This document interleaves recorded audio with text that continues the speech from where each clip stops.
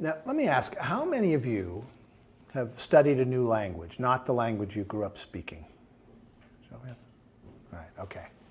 Well, today we're going to look at second language acquisition.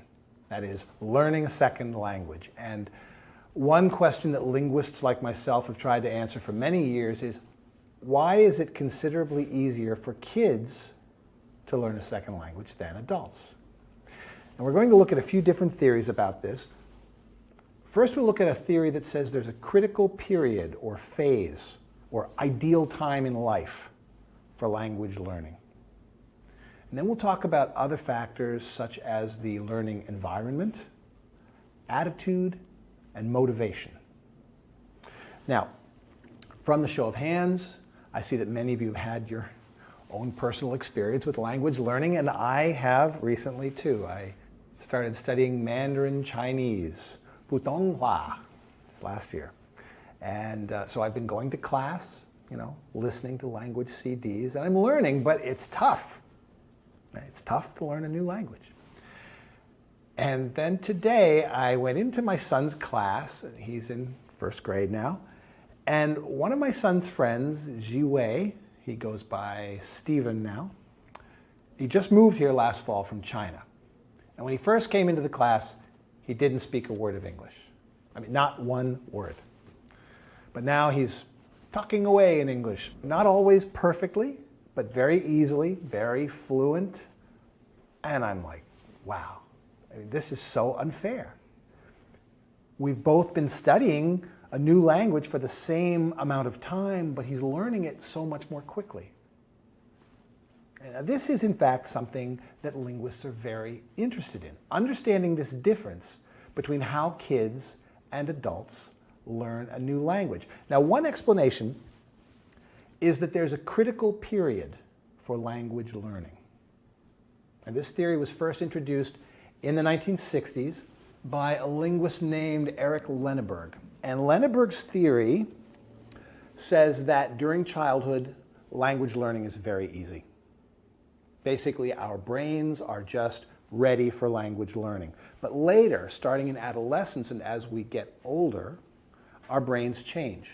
We lose this childhood ability, and it becomes more difficult to learn language. And that's why adults have trouble learning a new language. Well, and if you're an adult, that's a bit discouraging, right? You can look at my son's friend Stephen, who's 6 years old, and me, who's 29 plus, and say, well, okay, Stephen is still in the critical phase. His brain works perfectly right now for language learning, but you're way past the critical phase, and your brain's already changed. So too bad, I'm sorry. But wait a minute, is this comparison between me and Stephen really fair? I mean, there's an age difference, but there are a lot of other differences as well. Can we really say that my lack of progress learning Chinese is only because I've passed the critical phase? No. Many people, including linguist Robert de Keyser, would say no, you have to look at other factors. Okay. Now, one obvious factor in second language acquisition is environment, the place where the person is learning. So Stephen is here in an all-English environment where he's speaking English all day at school, and all of his friends speak English. Me, on the other hand, I'm just taking a class 2 hours a week. So sure, I listen to my Chinese CDs in my car on the way to work, but other than that, I'm not in an environment where I hear a lot of Chinese. And I wonder, what if it were the other way around? What if I went to China and was in school all day hearing Chinese, and Stephen was studying English only 2 hours a week? Do you think that would change how well we were each learning the language? Yeah, I'm sure it would. So environment plays a significant role in language acquisition.